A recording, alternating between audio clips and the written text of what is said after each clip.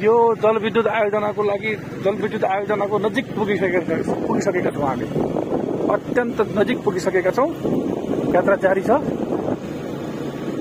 अब झन्डै 2 किलोमिटर पछाडि छौँ हामी। अत्यन्त प्राकृतिक सुन्दरताले भरिपूर्ण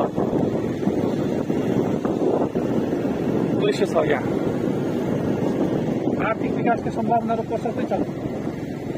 खनिज, पर्यटन, जलविद्युत, कृषि, फलफूल, जडीबुटी, पशुपालन लगायतका अवसरहरू यहाँ पर्याप्त रहेको देखिन्छ। मानिसहरू आजभोलि पहाडी जिल्लाहरूबाट बसाइसराई गरेर तराईतर्फ जाने प्रवृत्ति बढ्दो छ। तर यहाँ अवसरै अवसर छ पहाडमा।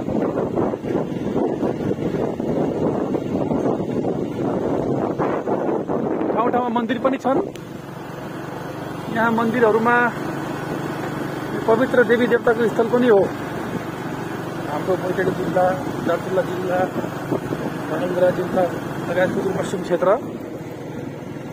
यहाँ बाटोमा ठाउँमा देवीका थानहरू पनि यहाँ अवलोकन गर्न सकिन्छ। अत्यन्त रमाइलो छ। भ्रमण अत्यन्तै फलदायी भइरहेको छ। धन्यवाद।